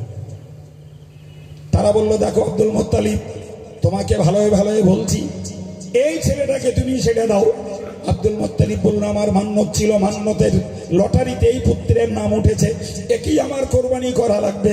বললে, দেখো আব্দুল মুত্তালিব, যদি এই ছেলেকে তুমি কোরবানি করতে যাও, ওই ছেলেকে সুরক্ষার জন্য আমরা তোমার সঙ্গে যুদ্ধে মেতে উঠবো। দেখো, দাস ছেলে, সে জবাই করবে। বললে, অন্যটা করো, আমাদের আপত্তি নেই, এইটাকে করা হবে না। এ খেলা কার? কার খেলা? আল্লাহর খেলা। আব্দুল মুত্তালিব বললেন, কেন গো? আমি অন্য ছেলে কোরবানি করলে তোমাদের আপত্তি নাই, তারাও আমার ছেলে, এটাও আমার ছেলে, এটা করলে আপত্তি কেন? তারা বলেছিল, আব্দুল মুত্তালিব, তুমি কি দেখতে পাও না এই ছেলেটার চেহারা, পেশানি মোবারকে, এর কপালে এমন একটা নূর চমকায়, যে নূরটার প্রতি আমাদের সবার রয়েছে প্রীতি, ভালোবাসা, ভক্তি। প্রিয় ভাইরা আমার, ও নূর তো সেই আমার নবী পাকের নূর। আব্দুল মুত্তালিব ফাঁপড়ে পড়লেন, করি কি? লোকে তো একে জবাই করতে দেয় না। গেলেন ফের জ্যোতিষীর কাছে, জ্যোতিষী তাকে পরামর্শ দিলেন। বললেন, একটা কাজ করো, একদিকে আব্দুল্লাহর নাম লেখো, আর একদিকে 10টা উট লটারি কার নামে উঠে। ফের উঠলো আব্দুল্লাহর নামে। বললে, আবার 10টা বাড়াও। ফের উঠলো আব্দুল্লাহর নামে। এই করে করে 100টা উট, মানে 10 বার লটারি করে 100টা উট একদিকে, আর একদিকে আব্দুল্লাহর নাম। ওই 100 বেলায় যে দেখা গেল এবারে ওই লটারিতে নাম উঠেছে 100 উটের, আব্দুল্লাহর নাম আর উঠিনি। জ্যোতিষী ওই জমানার মুফতি, ওদের জমানার ওদের ধর্মের মুফতি বলে দিল, যাও তুমি 100 উট যদি তুমি কোরবানি দাও, ওতেই তোমার ওই মান্যত আদায় হয়ে যাবে। আল্লাহ শুকর, 100 উট আব্দুল মুত্তালিব কোরবানি দিলেন। এই প্রক্রিয়ার ভিতর দিয়ে আল্লাহ পাক তার নবীকে বাঁচিয়ে নিলেন। জোরে বলুন, তার নবীর আব্বা আব্দুল্লাহকে বাঁচালেন, মানে মূলত নবীর পৃথিবীতে আসবার রাস্তাকে বাঁচিয়ে নিলেন। আমি আপনাকে বলতে চাই, আমার নবী তখন আত্মার জগতে, তখন আব্দুল্লাহ শিশু। কোথায় আব্দুল্লাহর বিবাহ, কোথায় আব্দুল্লাহর ঔরস থেকে মা আমিনার গর্ভে আমার নবীর আগমন, সব তো পরের কথা। আমার নবী আত্মার জগতে, ওই আত্মার জগতে থাকাকালীন আমার নবী সরকারে দো আলম সাল্লাল্লাহু আলাইহি ওয়াসাল্লামের ওসিলায় তার জন্মদাতা পিতা আব্দুল্লাহ জবাইয়ের হাত থেকে বেঁচে গেছে।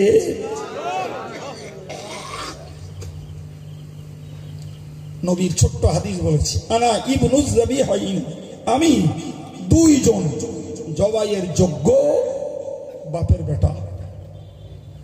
রাসূলের হাদিসের ইতিহাসের আলোকে বাস্তবতা খেটেছে। জোরে বলেন, আমার শুধু সাবজেক্ট এটাই, রাসূল রহমত আত্মার জগতে ছিলেন, রাসূল রহমত এই পার্থিব জগতেও, রাসূল রহমত কবর জগতেও, রাসূল রহমত পর জগতেও।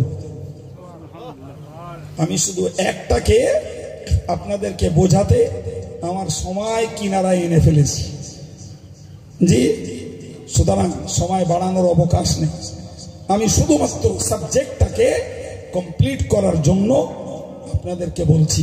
তাহলে আত্মার জগতে ওই নবী ছিলেন রহমত, পার্থিব জগতে তিনি এসে কাটিয়েছেন 63 বছর। জি, এ পর্যন্ত যা ওয়াজ নসিহত আমরা শুনেছি, তাতে আমরা 100% বিশ্বাসী ওই নবী এসেছেন, তারই ওসিলায় আরবের মানুষগুলো মনুষ্যত্ব, দয়া, মায়া, বাপ মার প্রতি মর্যাদা, সন্তানের প্রতি ভক্তি, সন্তানকে বেঁচে থাকার অধিকার, কন্যাগুলোকে বেঁচে থাকার অধিকার, জি, স্ত্রী জাতির অধিকার এবং একটি শান্তিপূর্ণ সুষ্ঠু সমাজ ওই নবী মাত্র 20 বছরের প্রচেষ্টায় গড়েছিলেন না গড়েননি? তাহলে ও নবী যতদিন ছিলেন ততদিন নিঃসন্দেহে রহমত।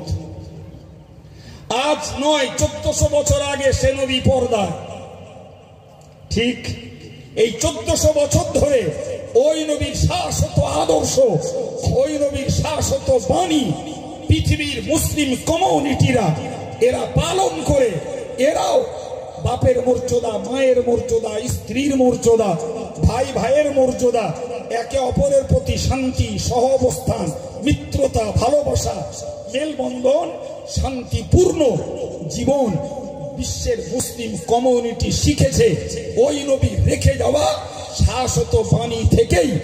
আজ আমরাও যতটা মানবতা, মনুষ্যত্ব, দয়া, মায়া, প্রীতি, ভালোবাসা এবং বাপমার হক, স্ত্রী পুত্রের হক, কন্যাদের যত্ন এবং ভ্রাতৃত্ববোধ যা কিছু শিখেছি আর আমল করছি, প্রিয় ভাই আমার, ও তো সেই নবী পাকের রেখে যাওয়া বাণীর বরকত, আমল করার বরকত। ঠিক কিনা বলেন?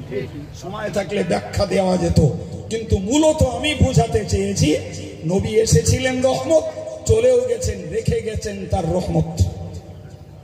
ঠিক কিনা? জি, বেশি দূরে যাওয়ার দরকার নেই ভাই। আপনি একটা বৃদ্ধাশ্রমে যান, যে দেখে আসুন সেখানে মুসলমান বুড়ো বুড়ি কটা আছে আর নন মুসলিমদের বৃদ্ধ বৃদ্ধা কজন আছে।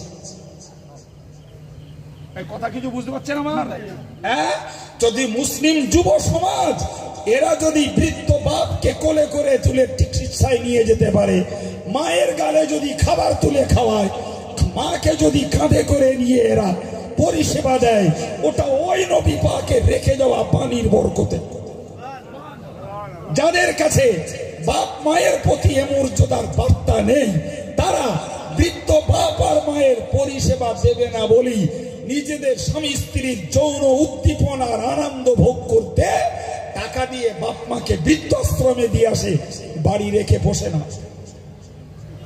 ঠিক বলছি না ভুল বলছি? এটা ওই নবীর রহমত।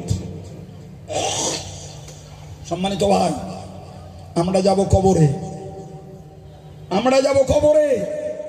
ওই নবী সরকার দো আলম সাল্লাল্লাহু আলাইহি ওয়াসাল্লাম, জি ভাই, কবরে নবীর ছবি দেখানো হবে। নবীর ছবি আমি একবার বলেছি আমার আলোচনায়, ফের ছাড়িয়ে বলছি, কবরে নবীর ছবি দেখানো হবে। আল তারিফ হাজার রজুল, ফেরেশতা জিজ্ঞাসা করবেন এই লোকটাকে চেনো? সম্মানিত ভাইরা আমার, যে সৌভাগ্যবান প্যারে নবী সাল্লাল্লাহু আলাইহি ওয়াসাল্লামকে কবরে চিনে ফেলবে, আল্লাহর পক্ষ থেকে তার কবরের আযাব মুকুব হয়ে যাবে। যে কপাল পোড়া নবীকে চিনতে পারবে না, ওই লোকটার আযাবে গ্রেফতার হতে হবে। আমি বলতে চাইছি নবী সাল্লাল্লাহু আলাইহি ওয়াসাল্লাম মাজার মুকদ্দাসে 1400 বছর আগে কিয়ামত পর্যন্ত কোটি কোটি মানুষ মৃত্যুবরণ করে কবরে যাবে, আর সকলের জন্য ওই নবীর ছবি দেখানো হবে। চিনতে পারলেই তো আযাব থেকে মুক্তি পাওয়া যাবে। এখন আপনি বলুন, নবী কবর জমিনে, তাতেও আমাদের জন্য রহমত, আর আমরা যাব কবর জমিনে, ওই নবীর ওসিলায় আমাদেরও রহমত। ঠিক না বল?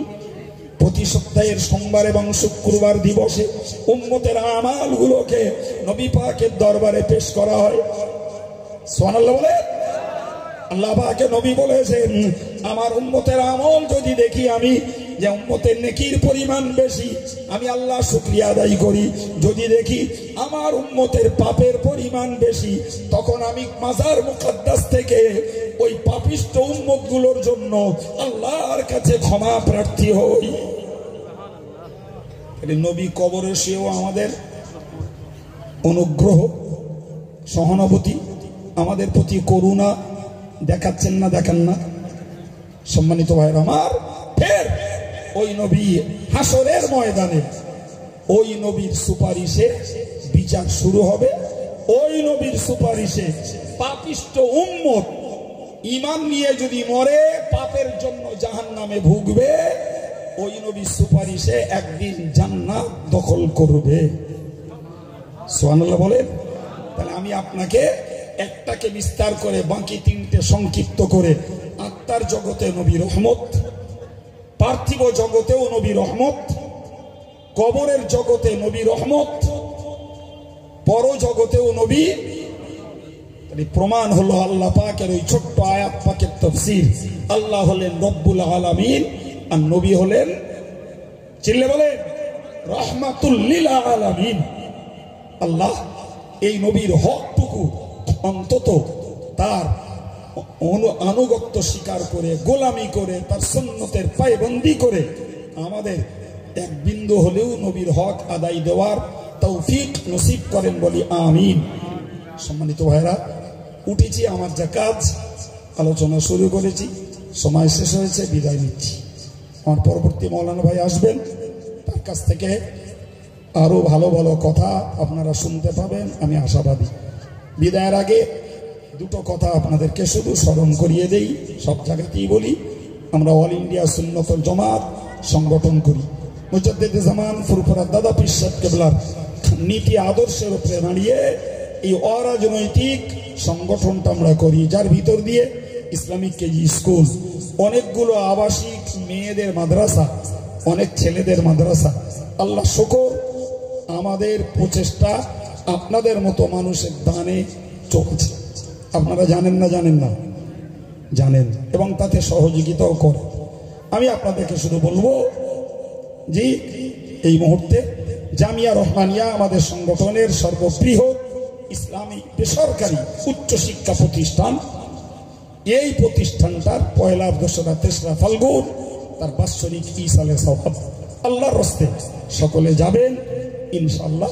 এবং যেমন দান দেন, আগামীতেও দানের হাতকে দারাজ রাখবেন। সবাই বলুন ইনশাআল্লাহ।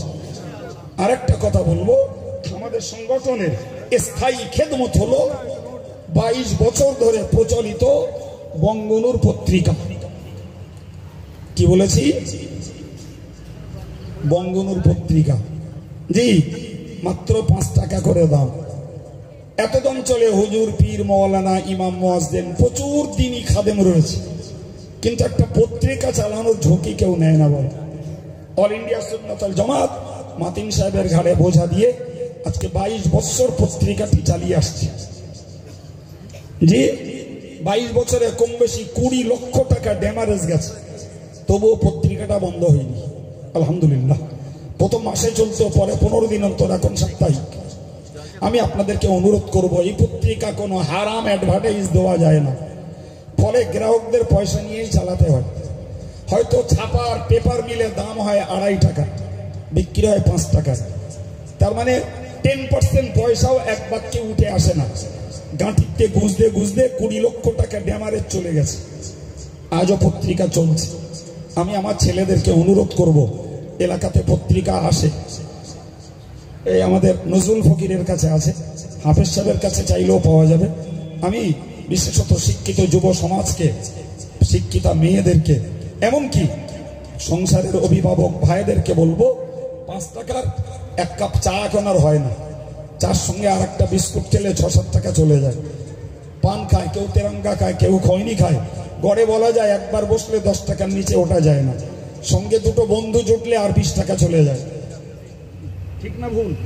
যদি একটা পত্রিকা নেন, নিজে, নিজের স্ত্রী, নিজের ছেলে মেয়েগুলো একটা পত্রিকা পড়েন, যাতে কোরআনের তাফসীর, হাদিসের ব্যাখ্যা, মানুষের জিজ্ঞাসার জবাব, ইসলামী উৎসবগুলোর ইতিহাস, কিছু ইসলামী নিউজ পত্রিকাটায় থাকে। মাতিন সাহেব মাস 2.5 আগে মিটিং করে বললেন, পত্রিকা চালাতে পারবো না, বন্ধ করে দেবো, 20 লক্ষ টাকা ড্যামারেজ গেছে।